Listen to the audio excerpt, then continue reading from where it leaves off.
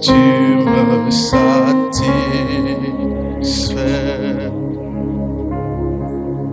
Tu m'envahis pleinement de ta présence. Tu me satisfais,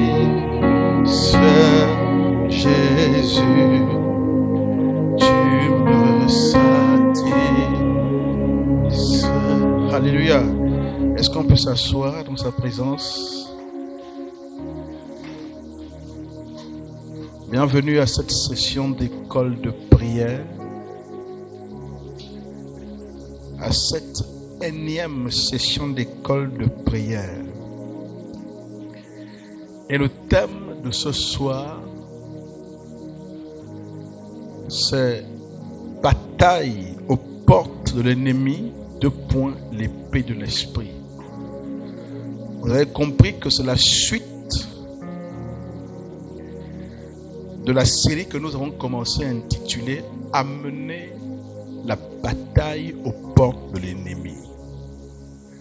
On parle de la bataille aux portes de l'ennemi et j'ai déjà expliqué en introduction de ce message le mercredi dernier, je pense, où je disais que c'en est trop pour les chrétiens d'être toujours en train d'attendre, d'être d'abord attaqués par l'ennemi, d'être touché, atteint par l'ennemi, d'être frappé, blessé par l'ennemi, et de se réveiller parfois longtemps, quelques semaines après, quelques jours après, et commencer à envoyer le feu.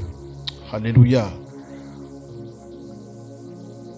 Nous parlons de bataille aux portes de l'ennemi parce que nous ne voulons plus attendre de nous défendre. Nous voulons passer à l'offensive.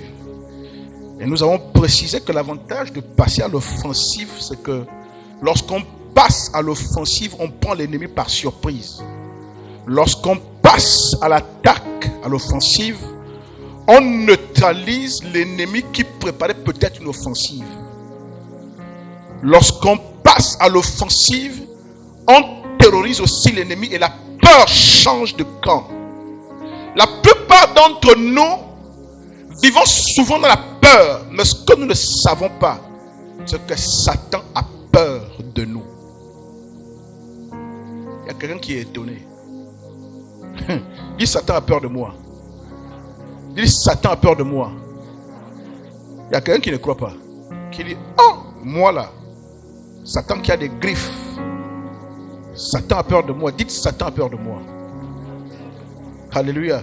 Est-ce que vous savez que alors que vous grandissez avec le Seigneur, alors que vous vous développez, certaines complications de vos vies, certaines choses qui viennent dans vos vies, certaines choses bizarres, c'est le diable en réalité qui dans le monde spirituel parfois est capable de lire votre trajectoire de destinée, parfois est capable de voir ce que le Seigneur vous permet de porter, et donc il sait que vous êtes un danger pour son royaume.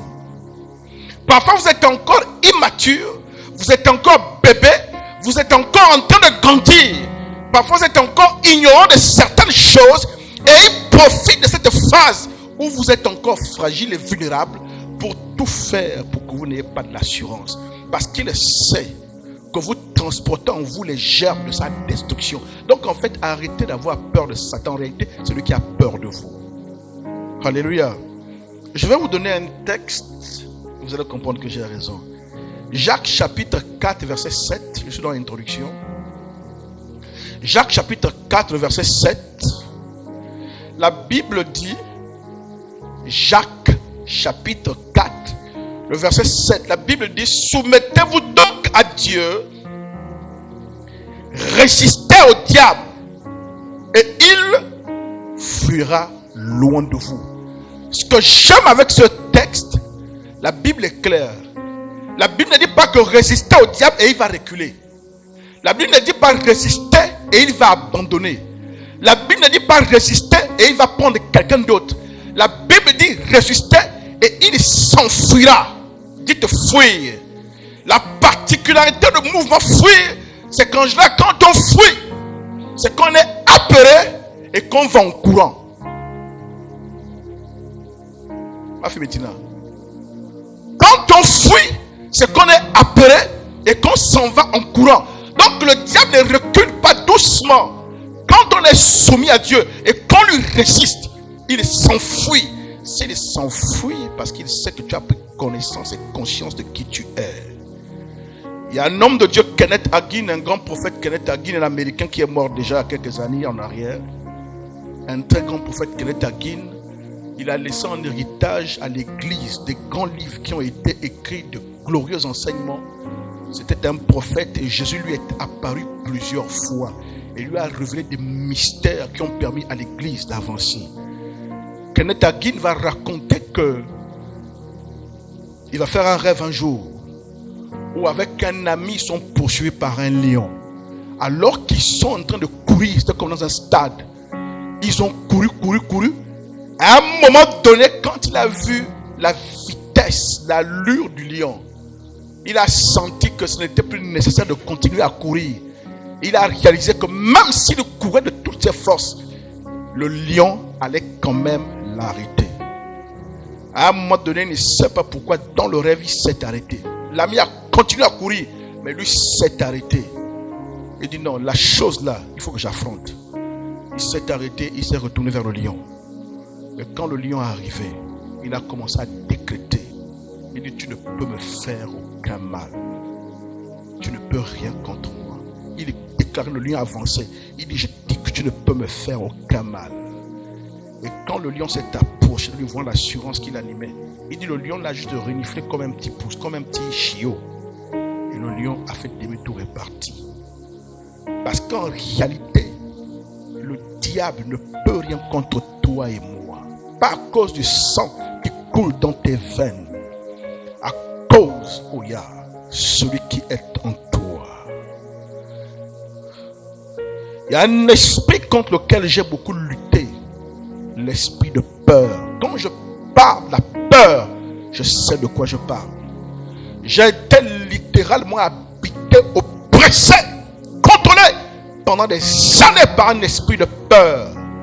Parce qu'avant que je ne connaisse réellement le Seigneur, toute mon enfance, je voyais des choses bizarres, des visions, des apparitions, des choses étranges auxquelles j'ai été soumis toute mon enfance. Et ça a développé en moi la peur des traumas. J'avais peur du noir, peur de sortir, peur de ci, peur de beaucoup de choses. Et cette peur qui peut-être au départ était naturelle, mais amplifiée, est devenue une porte qui a donné accès à un esprit de peur. Et je vivais dans la peur. Un jour, je me rappelle, j'étais dans un travail spirituel, je priais par rapport à ma destinée. Je ne sais plus si j'avais fait un jeûne de 7 jours à sec, sans manger, sans boire. J'étais à l'étranger, je me rappelle, je pense. À un moment, je ne sais pas si c'était à l'étranger ou chez Alibi, je ne sais plus où j'étais. Et j'ai fait un rêve dans lequel je me suis vu dans la ville de mon enfance où j'ai grandi. Et j'étais pourchassé par des bêtes comme des loups, comme des chiens sauvages, mais très féroces et visiblement animés de la volonté de me détruire, me faire du mal. Et je courais, je fouillais.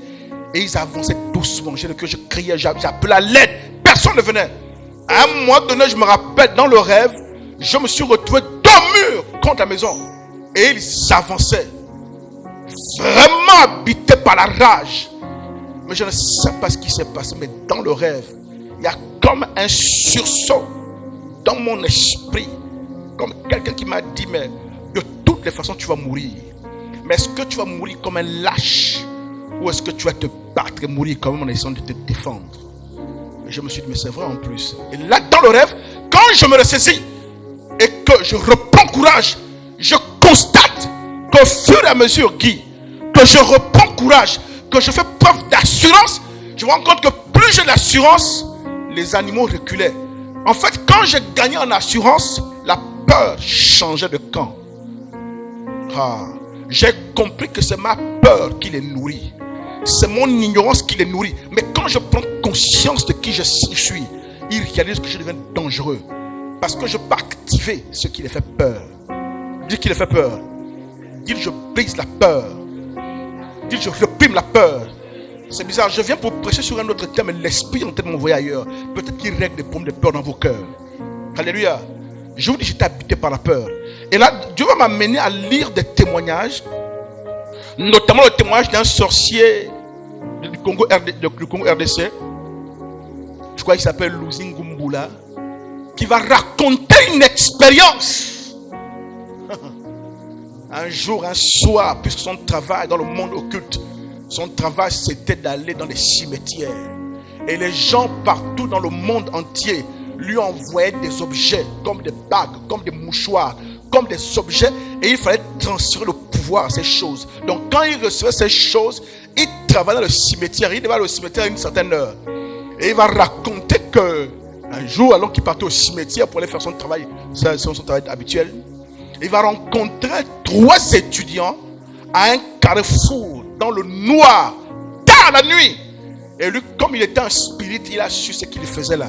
Et ils sont des étudiants qui avaient écrit à des maisons de magie pour commander des pics magiques, commander l'intelligence pour réussir dans les études. Et quand il les a vus là, il leur a parlé. Il a essayé de les déconseiller de faire ce qu'il faisait. Mais les gars sont fâchés avec lui. Mais toi, c'est qui même? Tu viens, tu vois des gens que tu ne connais pas. Ah, il faut passer là-bas, vieux. Viens, tu veux qu'on t'agresse. Bon, il faut passer là-bas, vieux. Ils ont mal parlé. Je ne mets pas en scène. Il est parti. Il dit seulement, il dit, mais ceux-là, ils ne savent pas qu'ils ont à faire. Pendant qu'il marchait, il dit qu'il a vu 3 esprits arriver. Il dit, lui qui a l'expérience dans le monde des ténèbres depuis des années, quand il a vu les 3 entités, il a été pris de panique et de peur. Il dit parce que les esprits en question qu'il a vus dans le monde spirituel sont d'une classe très élevée. On les appelle les Phélibus. Il dit, ils sont horribles. Tu ne peux pas tenir devant eux. Et lui, comme c'était un sataniste aguerri, il a dû spirituellement se dédoubler pour prendre sa carrure spirituelle pour pouvoir faire face à eux. Et il leur a parlé que vous allez où? Les esprits lui ont dit qu'on a été appelé par 3 jeunes étudiants qui ont besoin de pouvoir, d'intelligence et de capacité à réussir dans les études. Donc on s'en va les rencontrer. Et il leur a dit, mais moi qui ai la capacité, moi qui suis rodé à ces choses, j'ai été terrorisé.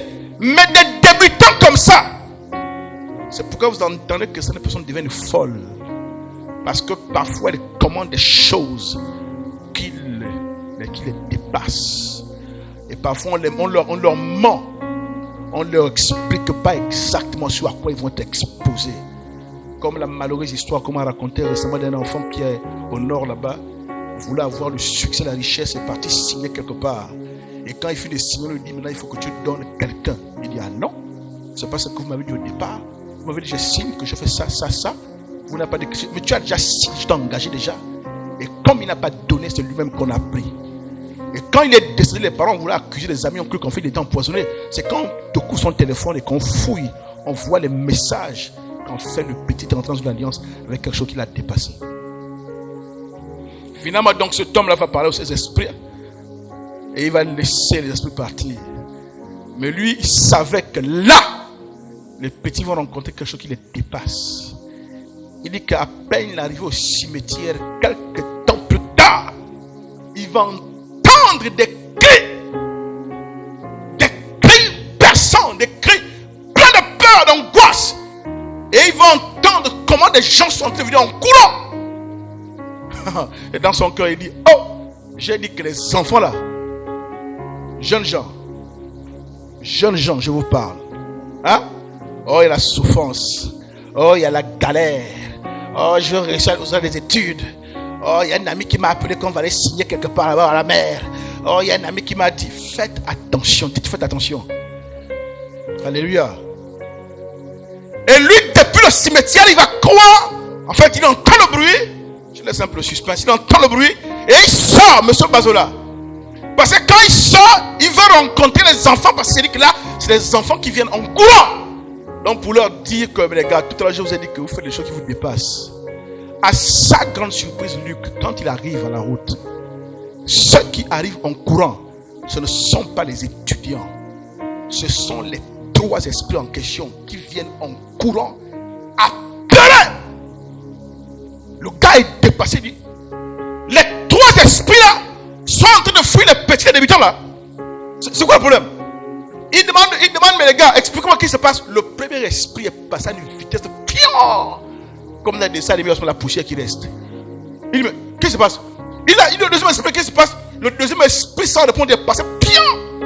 Il dit, bon, là, si je n'attrape le troisième, je ne comprendrai pas ce qui se passe. Il s'est dédoublé encore. Il a pris une position d'autorité dans le monde spirituel. Et il a pu retenir le son esprit.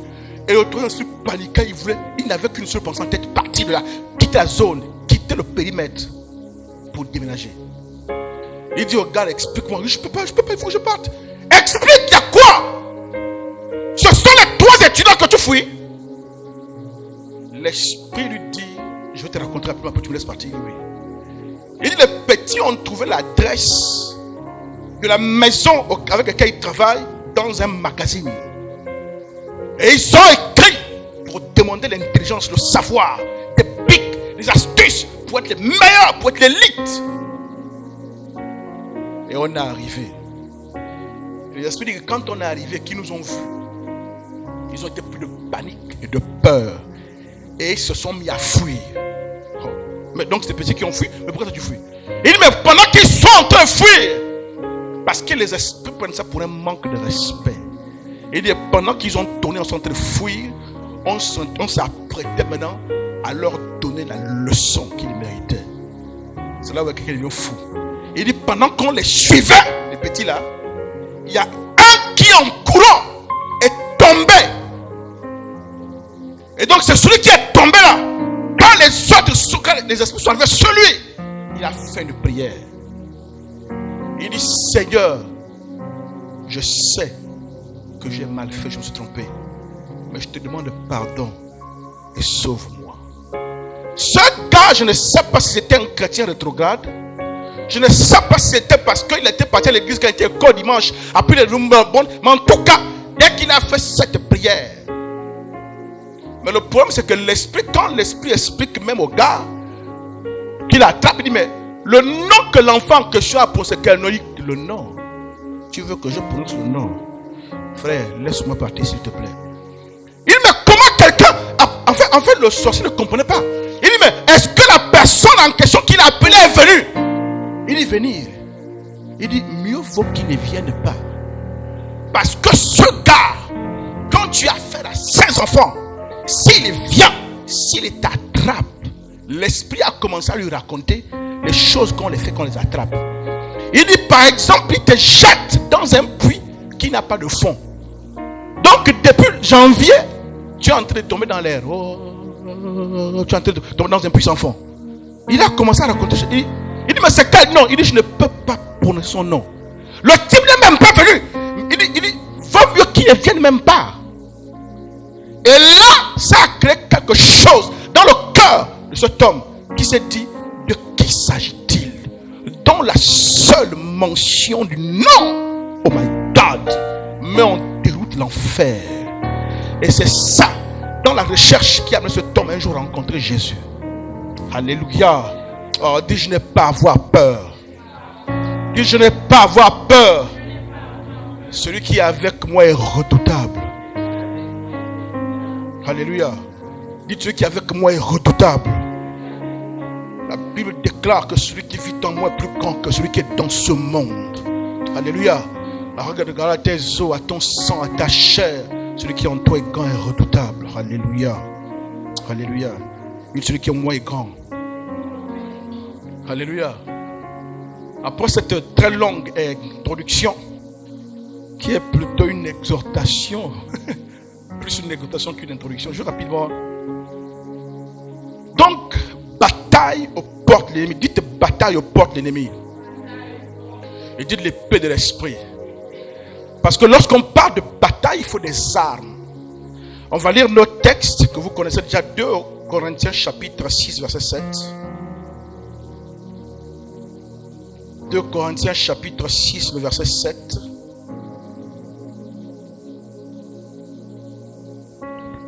« 2 Corinthiens chapitre 6 le verset 7. La Bible dit ceci: par la parole de vérité, par la puissance de Dieu, par les armes offensives et défensives de la justice. Et nous avons déjà dit que ce texte nous donne un renseignement important, lequel, c'est qu'en tant qu'enfant de Dieu dans le royaume, nous avons des armes défensives et des armes offensives. Donc on peut parler d'attaquer l'ennemi, on peut parler d'amener la bataille chez l'ennemi, parce qu'on a des armes offensives. Alléluia. Éphésiens chapitre 6, 17 à 18. Éphésiens chapitre 6, 17 à 18. Éphésiens chapitre 6, le verset 17 et le verset 18. La Bible dit ceci: prenez aussi le casque du salut et l'épée de l'esprit qui est la parole de Dieu. Dites l'épée de l'esprit. Faites en tout temps par l'esprit toutes sortes de prières et de supplications. Veillez à cela avec une entière persévérance et priez pour tous les saints. Le verset 17 nous parle de l'épée de l'esprit. Mais vous savez que l'épée en guerre, c'est une arme à la fois défensive, parce que quand on t'attaque, tu peux te défendre avec ton épée. Mais l'épée aussi est une arme offensive, parce que souvent celui qui t'attaque avec son épée. Alléluia. Dites: j'ai des armes. J'ai des armes offensives. C'est donc l'épée de l'esprit comme arme offensive qu'on va étudier ce soir, pour que chacun d'entre nous, on soit capable d'attaquer l'ennemi, on soit capable de mener l'offensive, mais l'attaque, ne pas attendre toujours d'être blessé, se réveiller pour réagir. Dites l'épée de l'esprit. La Bible dit ici que l'épée de l'esprit est la parole de Dieu. Dites la parole. Quelqu'un se dit: mais oui, donc l'épée, la parole, c'est comment? Donc j'attrape la parole en main et puis je me bats avec ça comme épée. Non. Dites l'épée, c'est aussi le symbole de notre autorité. J'expliquais ici vendredi que vous remarquez souvent dans les films anglo-saxons, lorsque les monarques, les rois veulent élever un sujet au rang de chevalier, ils s'agenouillent sur un pied, un genou je pense, et on prend l'épée qu'on dépose sur la première épaule, sur la deuxième épaule, en fait pour lui conférer donc cette autorité. L'épée est le symbole de notre autorité. Dites autorité. Alléluia. Et je pense qu'il y a même un texte dans l'Apocalypse, une description qui est faite d'une entité, là je pense que le Seigneur, de la bouche de quelle sortait une épée. Dites épée. Donc l'épée est le symbole de notre autorité. 1. L'épée est le symbole de la parole de Dieu. 2.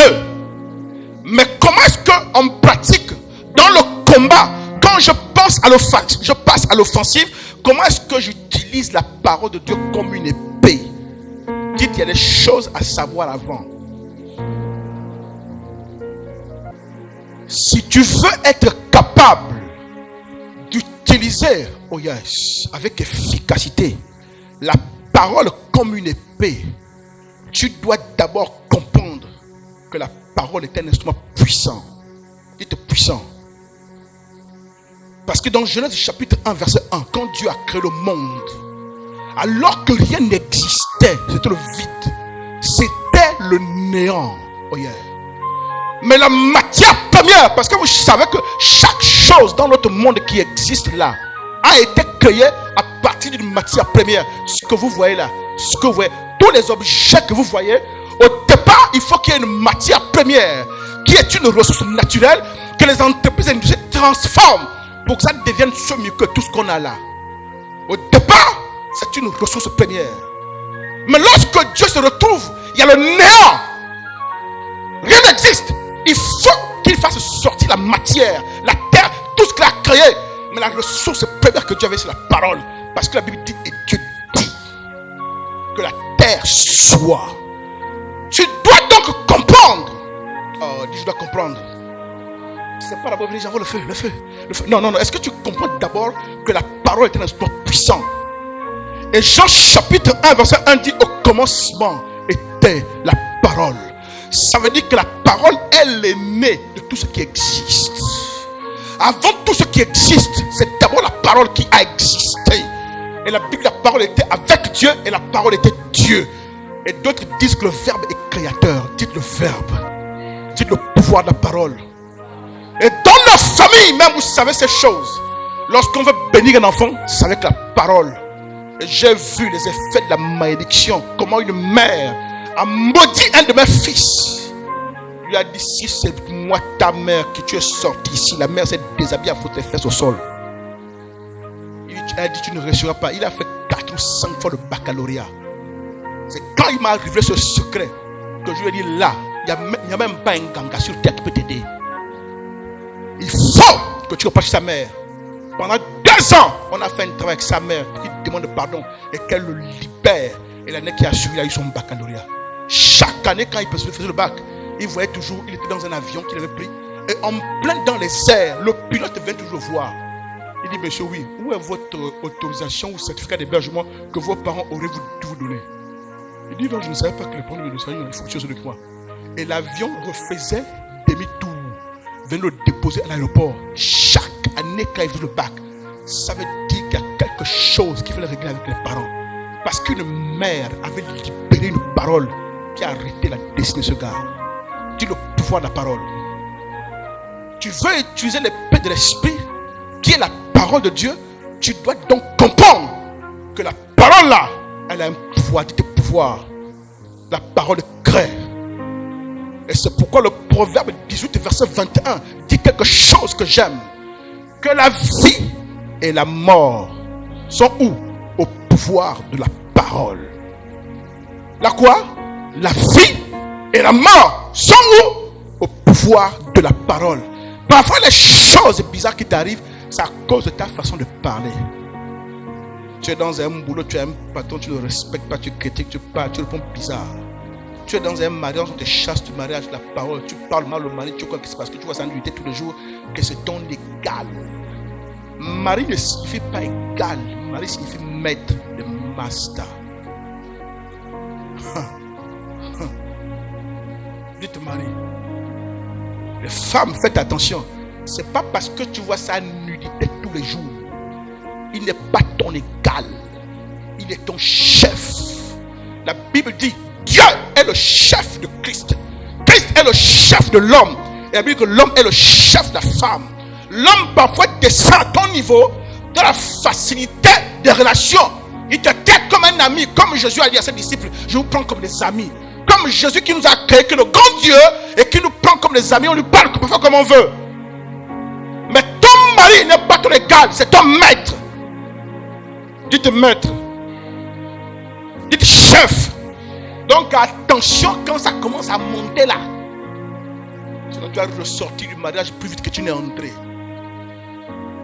Tu vas découvrir que donc ce que je sors de ma bouche peut créer, engendrer autre chose. Dites le pouvoir de la parole.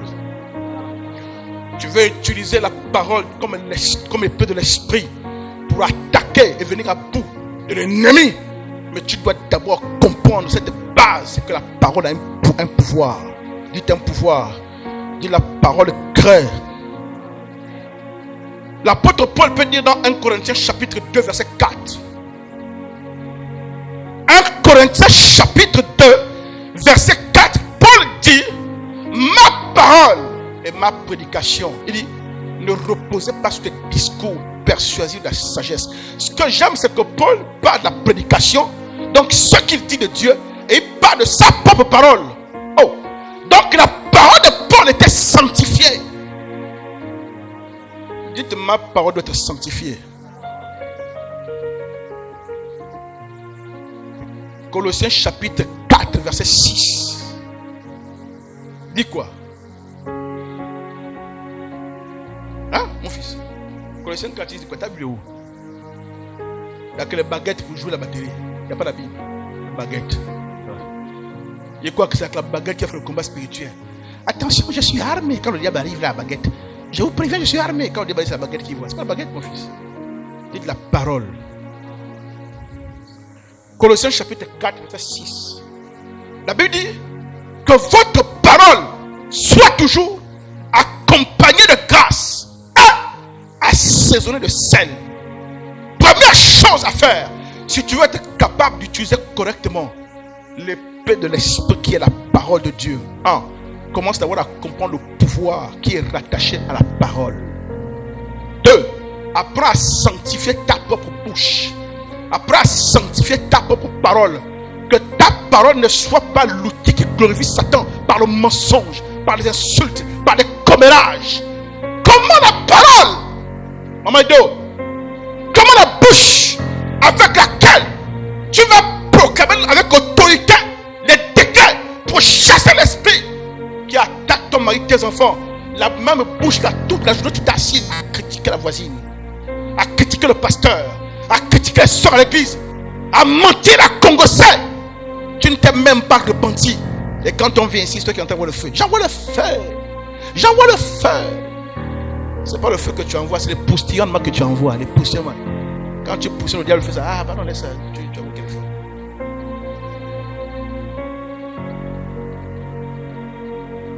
Je dois prendre conscience du pouvoir de la parole. Je dois prendre conscience du pouvoir de la parole.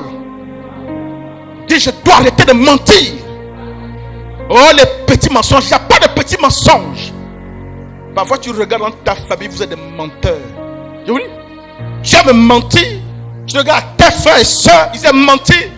Tu regardes parfois ton père un peu roublard à la souris, là, il aime mentir. Il t'en a hérité de ça. Dis, je brise ça ce soir. Tous les petits mensonges dans ma bouche. Tous les grands mensonges dans ma bouche. Les mensonges simplement dans ma bouche. Les commérages, les calomnies, les critiques, les moqueries, les insultes, les injures. La même bouche, comme dit Jacques. Comment la même bouche là? La même bouche, la même source. Comment la même source va donner de l'eau douce et l'eau amère? La même bouche, tu maudis, tu insultes, tu méprises, tu mens, tu manipules et manœuvres les autres pour te sentir intelligent. Et c'est la même bouche que tu viens décréter. Je décrète. Je décrète. Parfois le diable s'arrête. Mon père, le pasteur, disait que parfois le diable, certains démons ont tellement de fierté que même quand tu le chasses, il regarde. Même lui aussi. Vous n'avez pas entendu les histoires de délivrance où le démon. Oh. En France, c'est à l'église Alliance chrétienne de Mvoula. Mon père spirituel m'a raconté parce qu'il était là-bas. Ils sont en train de faire la délivrance à une sœur. L'esprit parle. Et l'esprit est en train de s'agiter. Comment ça? L'esprit résiste. Et il y a un frère qui est sur le côté aussi qui s'élève, qui vient. Quand le frère vient participer à la délivrance, sort. L'esprit le regarde. Et dit, toi tu peux me chasser. Il dit, toi tu peux me chasser. Oh. Dites oh. Les exclamations quelqu'un qui comprennent. Oh. Ah. Dites oh. On le regarde maintenant. L'esprit dit, toi tu peux me chasser. Et quand l'esprit dit ça, tu sais déjà de quoi il va parler. Il dit, mais ce que tu fais là, tu sais que c'est moi qui te fais faire ça. Tu veux que je dise? Je te dis, hier soir, tu étais avec les filles qui s'appellent Dave, vous avez couché ensemble. Et c'était vrai. Il dit, et toi tu viens me chasser, esprit d'impuissance dans l'autre. Le frère se met son corps doucement, il dit, les gars, les frères continuent la délivrance. C'est-à-dire que l'esprit m'a la fierté. Et c'est pourquoi parfois nos prières n'ont pas d'efficacité. La bouche là, tu mens. Menteur et menteuse invétérée. Tu mens pour rien. Tu mens par plaisir. Tu mens pour des détails. Même quand tu es en train de parler, tu ne te rends plus quand tu mens. En fait, ça devient un réflexe. Il n'y a pas quelque chose. Tu ne peux pas dire quelque chose de là. Tu vas tout mentir. Fabriquer. Tu vas mentir. Et la même bouche là, la nuit, quand tu es attaqué. Je déclare au nom de Jésus, je te chasse. Quand Satan regarde la bouche, il dit, oh, mais c'est pas la bouche qui a menti là. Mais ici, oh, mais il ne sait pas que je suis le père du mensonge. Et que chaque fois qu'il a menti là, il s'est inscrit dans la liste des adoptés. C'est mon fils, il peut me chasser. Il peut me chasser. Sors. Quand tu dis sors, il sifflote. Il chauffe les spaghettis dans ta cuisine. Sors de ma maison, sors. Je sens la chaleur à la maison. Je sens la chaleur. Tu te maintenant, je sens la chaleur. Tu sens la chaleur, il est dans ta cuisine, Luc. Il chauffe les spaghettis, il fait le cassoulet qui est là, il veut s'asseoir. Tiens, dans ma maison. Tiens, il est assis tranquille, il a tiré. Il mange, il est tranquille. Il sait que ça ne marche pas. Parce que la bouche là n'est pas sanctifiée. La bouche là n'adore pas Jésus.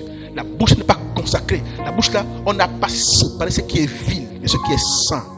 Et il a dit à ce prophète que si tu sépares ce qui est vil et de ce qui est saint, oh, ta bouche sera ma bouche. C'est la partie là maintenant quand il attaque cette bouche qui est la bouche de Dieu. Quand tu décrètes, il voit le feu qui arrive. Il dit, oh, c'est qui? Les esprits disent, non, lui là, la bouche est sanctifiée. Il recule, les gars, on s'est trompé d'adresse. Il sort, les gars, on s'est trompé d'adresse. Là, il disparaît.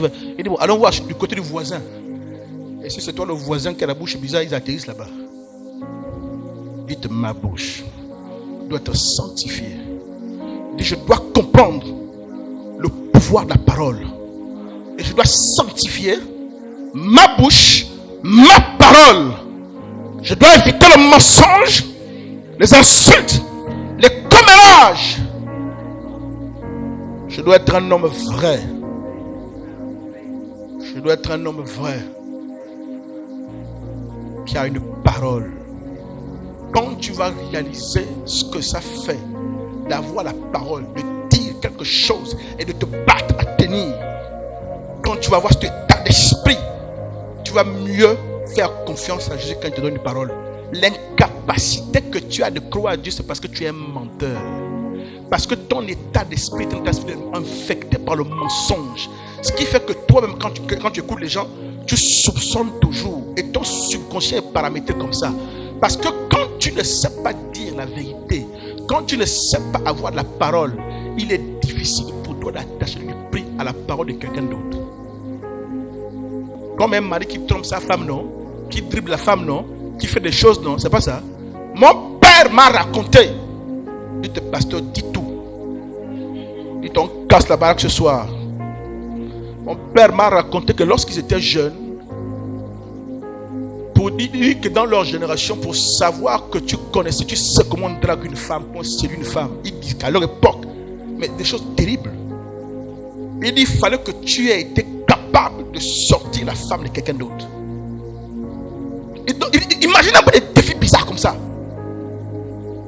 C'est-à-dire que tu as été capable de démonter la femme de quelqu'un, la séduire, coucher avec elle. Il dit que là on sait. C'est lui qui me raconte. Hein? Et il me dit qu'ils avaient des stratégies. Donc quand la femme de truc va au marché, tu suis au marché. Les angles morts. Homme de Dieu, il faut te repentir de ton passé. Alléluia. Mon père qui me raconte ça, il dit que vous marchez. Et il dit, le problème c'est que ça a créé un manque de confiance. Quand ta femme va au marché, tu n'es pas à l'aise. Pourquoi elle ne rentre pas? C'est ça que je sais vous expliquer. Que quand tu t'habitues au mensonge, quand tu t'habitues à l'état d'esprit de quelqu'un qui ne tient pas ses promesses, quand tu t'habitues à l'état d'esprit pour qui la parole n'a pas de valeur, sans te rendre compte, ton subconscient enregistre ça. Même quand Jésus parle sur ta vie, dit des choses. Puisque la parole dans ton esprit n'a aucune valeur, même la parole de Jésus ne vaut rien pour toi en réalité. C'est pas que tu fais exprès, mais le subconscient ne prend pas ça comme que je dis à la valeur. J'ai l'histoire d'un de mes, je veux dire, oncles. Un oncle très infidèle. Ça, c'est des histoires que les femmes aiment. Oui, pasteur, dit tout. Les hommes là, ils sont trop. Un oncle très infidèle. Un jongleur, un joueur, je vous assure. Un roublard.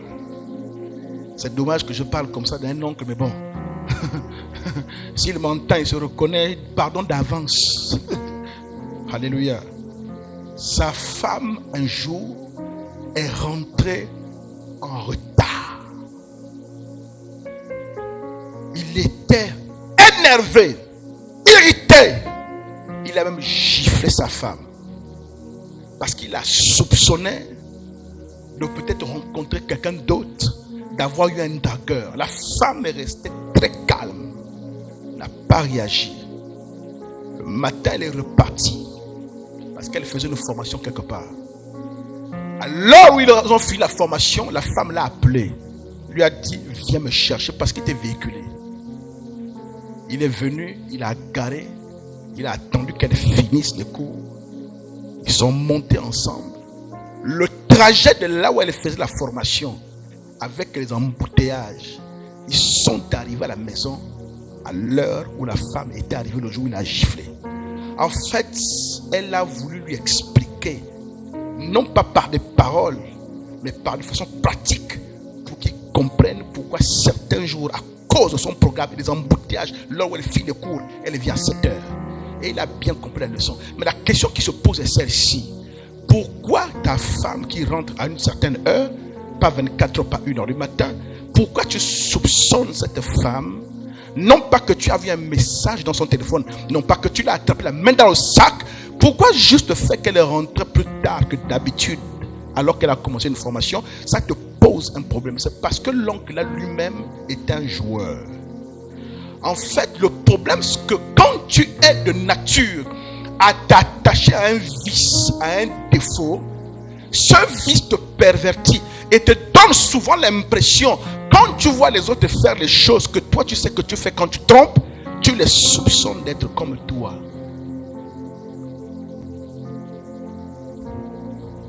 Qui a compris? Quelqu'un est en train de se dire, mais quel est le rapport avec notre message?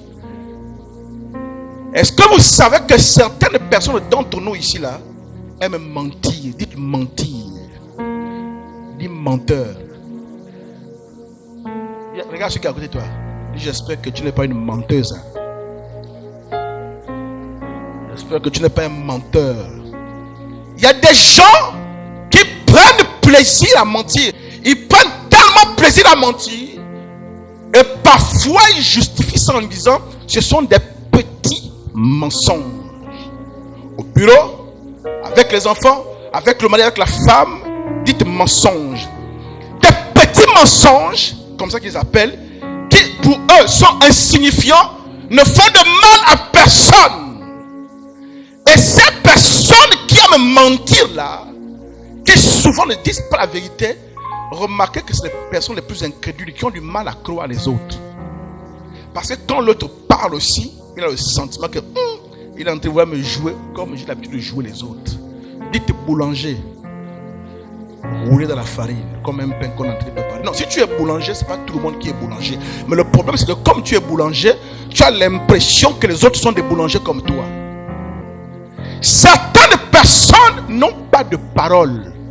C'est-à-dire qu'ils ne savent pas tenir ses promesses. Et je vous dis que j'ai payé ça très fort avant de connaître mon épouse. J'avais une fiancée, dites fiancée. Ah Seigneur, vous savez quand vous draguez, vous dites des choses, vous promettez ciel et terre. Et la sœur, monsieur Akoué, a noté. Maintenant quand il fallait accomplir, mais tu avais promis ça, tu avais promis ça. Tu te rends compte que tu as promis des choses et parfois tu as oublié et parfois tu n'étais même pas prêt à les faire. Et j'ai perdu une relation de fiançailles à cause de ça. Et la personne en face a dit que tu n'es pas quelqu'un de sérieux, tu es un menteur. Dites menteur. Dites, oh, le pasteur était menteur. Ah, Seigneur, aide-nous. Nous les hommes là, ne parlons pas beaucoup. Oh, tu sais chérie, quand je prendrai l'argent, ne t'en fais pas, je t'enverrai à Dubaï. Ah, tu ne connais même pas encore les dépenses que tu vas faire. Elle a noté que j'irai à Dubaï. Le jour que ça tombe, tu dis maintenant que non, c'est pour faire le dessert, l'argent c'est pour aller faire le dessert. Elle dit non, tu avais dit que tu m'enverrais à Dubaï. Dites les hommes, même si vous êtes amoureux, pardon, réfléchissez, fermez bien la bouche, pardon. Si après vous faites des promesses, si tu aimes le mensonge, si tu n'as pas de parole, si tu ne sais pas dire quelque chose et respecter ça, si tu n'es pas le genre, quand tu as dit quelque chose, tu dois te battre pour respecter. Tu ne sens même pas le cœur bouger pour dire, oh, il faut que je me batte à respecter ce que j'ai dit. Ça dit que tu n'as pas de parole. Mais le problème, c'est que si tu aimes mentir, si tu n'as pas de parole, ça va faire de toi quelqu'un qui ne sait pas croire les autres et quelqu'un qui va toujours penser que les autres sont des menteurs. Le problème, c'est que même quand tu es en Christ, tu vas avoir du mal même à croire Dieu dans sa parole. Parce que avoir la parole dans ton esprit ne veut rien dire.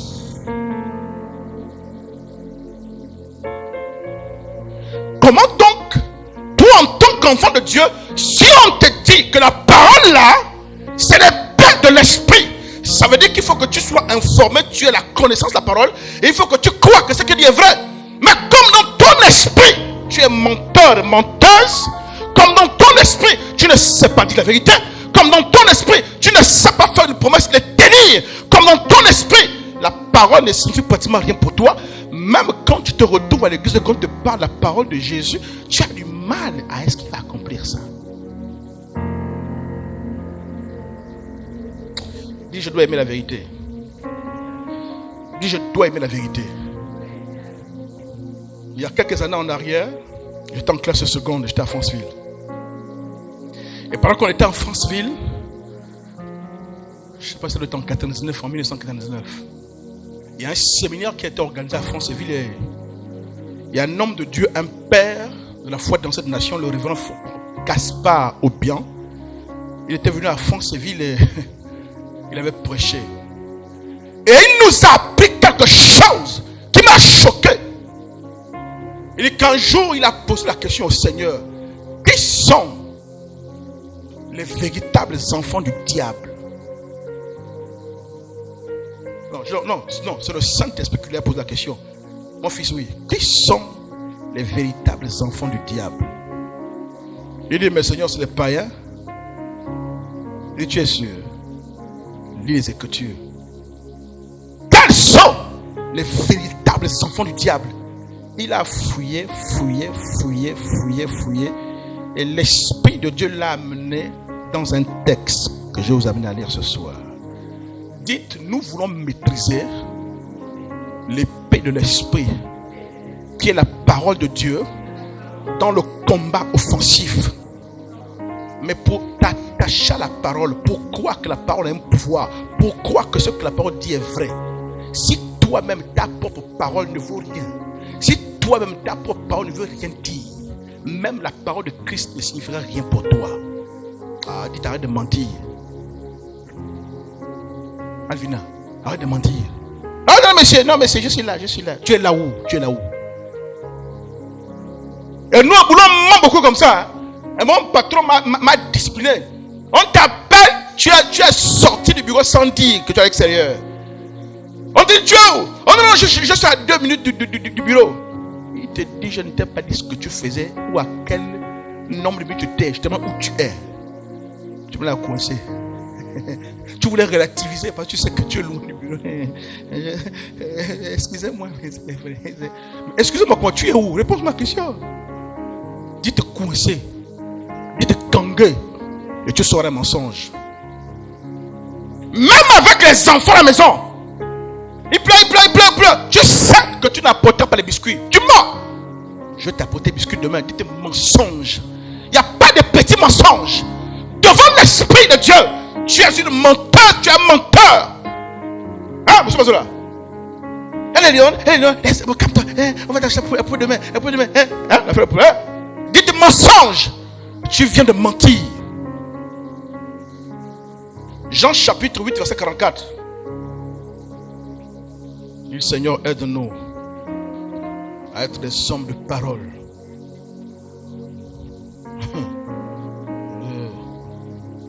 Jean chapitre 8, le verset 44.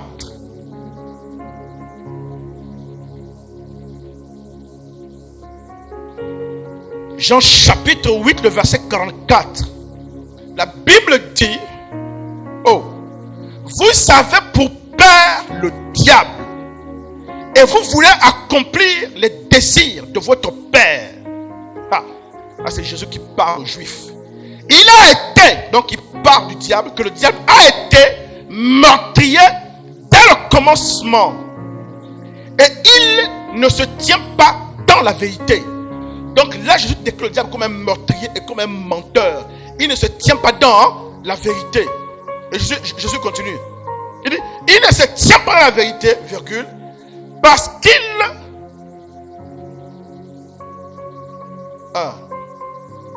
Il ne se tient pas dans la vérité parce qu'il n'y a pas de vérité en lui.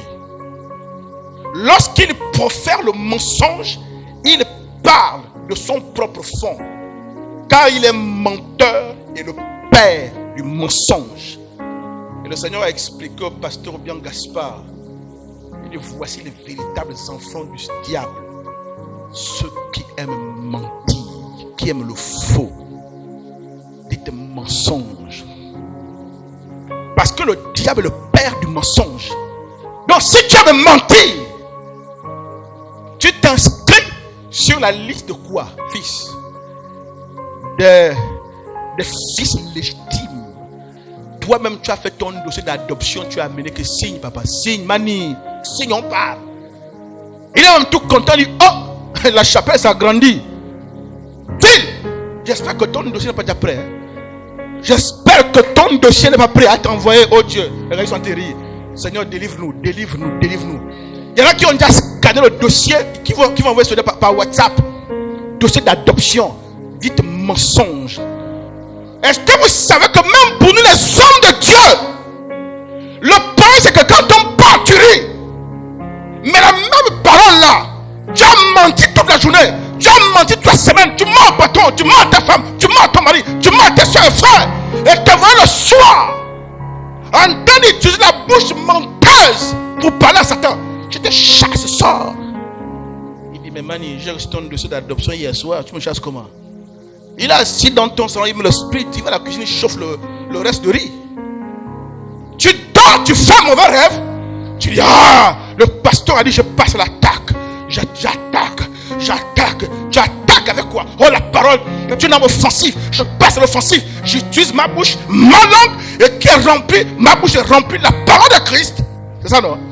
Et que tu commences à utiliser l'épée pour attaquer. Mais tu attaques avec la bouche qui est rempli de puanteur de mensonges. Donc tu attaques le maître du mensonge par une bouche menteuse. Tu vas voir quel pouvoir. Certains d'entre nous qui travaillons, tu mens à ton patron, tu es absenté pour telle chose, que Dieu pardonne à ma fille Alvina. Tu mens à ton patron et vous n'avez même pas peur. Et tu mets le nom de ton enfant. L'enfant est malade, chef. L'enfant est malade. Et justement, tu ne te rends pas compte que 2 mois après, l'enfant tombe malade. Et te vois maintenant la nuit en train de prier sur l'enfant. Et tu utilises quoi? La bouche menteuse pour combattre le peur du mensonge qui attaque l'enfant. Et ça ne marche pas. C'est pourquoi avant que je vous enseigne comment on utilise l'arme qu'on appelle l'épée de l'esprit, qui est la parole, il y a des peurs de qui? Dit, je dois sanctifier ma bouche. Je dois sanctifier. Si elle me la chicote, elle a un chicote la bouche. On chicote la bouche. On dit, tire la bouche, tu tires. Tu es un pasteur. Tu passes. On passe.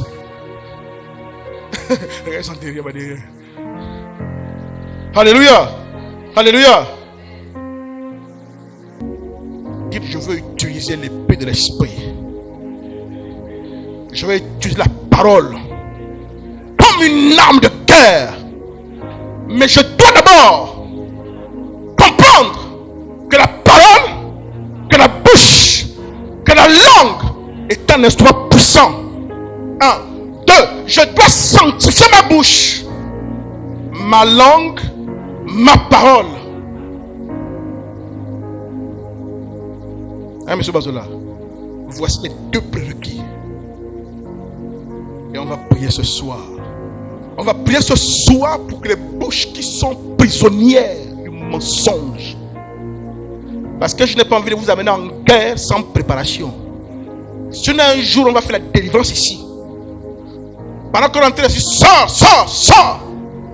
Toi tu viens, le pasteur dit, amène-moi le mouchoir. Dès que tu t'approches même du cas, le cas dit non, lui il n'a pas lui pardon. Ça veut dire que le démon a même assez de dignité pour lui-même dire que non. Oui, parce que tu peux me chasser, lui peut me chasser. Non, pas lui là, pardon. Et quand c'est comme ça, j'ai dit à l'esprit, dit, il a fait quoi? Il dit, oh. Parce que le monde explique, pasteur, il a demandé Yvette c'est qui? Frère, quand je me retourne pour demander frère, Yvette c'est qui? Je vais sur la porte qui s'est fermée, non, qui est parti, il a fui. Mais le frère était debout, non? Maintenant, après, quand je me retourne, je vais sur la porte, il est parti. Oh, mais viens nous expliquer, Yvette c'est qui? Quand tu sors, tu vas voir le collaborateur, cherche le frère. Trop tard, tu arrives, il a pris le mappa. T'es monté. Parce qu'il ne veut pas expliquer ce qui Yvette. Dites les esprits. Dites les esprits. Oh. Hein, frère? Il te dit, fille, il te dit ce que tu fais. Tu es en train de chasser la sors. On a fille sur le piano, au lieu de jouer au piano, fille dans la main. Sors. Tu entends l'esprit là-bas, il dit, oh, je vous dis sa vérité. Il dit, celui qui est au piano là, qu'il arrête ça. Ou bien je dis là où il était hier. Là, tu vois le frère, laisse la main, il joue le piano tranquille. Avec tes mains sales, on te chasse du piano, va sanctifier les mains, allez, va là-bas. Sanctifier tes mains sales. Chose bizarre que tu fais avec ton frère. Alléluia. Dites la bouche. Cette bouche-là doit être un instrument de guerre. Dites instrument de guerre. Ma parole doit être sanctifiée. C'est parce que tu sanctifies ta bouche et ta parole, oh yes, que tu te tiens, marche dans la vérité. Que lorsque tu utilises maintenant les textes, la parole de Dieu comme une épée contre l'ennemi, ça marche. C'est pourquoi tu pries longtemps, ça ne marche pas. Tu dames. Le temps que tu dames là, ça vaut le temps que l'esprit te sanctifie. Tu pries, il sanctifie. Il enlève au bout de 2-3 heures. Hein, ça marche maintenant. Parce qu'on t'a sanctifié d'abord. La bouche là. On va t'allocher les lèvres ici là. Hein, fille?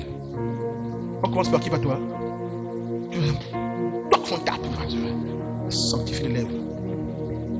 Tu es déjà sorti de mensonges. Hein, monsieur pasteur? Surtout les mécaniciens. Dites les mécaniciens.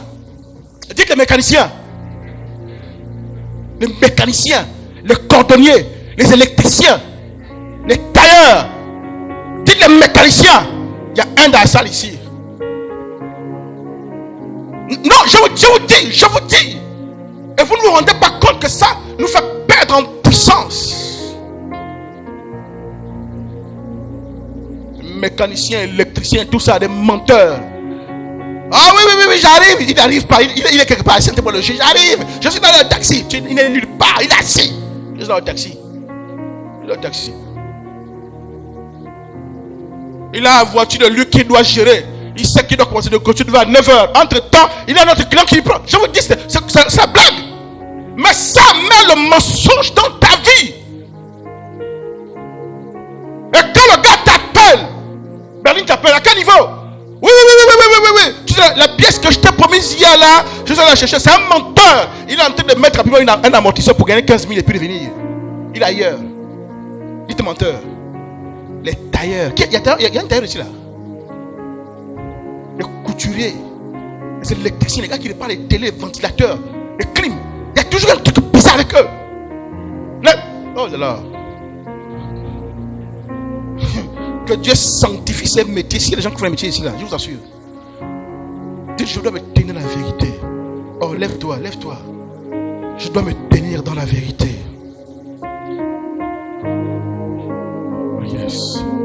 Seigneur, merci pour ce message. Prie pour ce message. Merci pour ce message, Père. Je te dis merci pour les choses que tu m'as permis d'apprendre. Merci pour les choses que tu nous as enseignées, que tu nous as apprises dans ce message. Merci, Papa. Merci, Papa. Aide-nous, Père, à être des enfants qui se tiennent dans la vérité. À être des enfants qui se tiennent dans la vérité. Au nom de Jésus. Amen.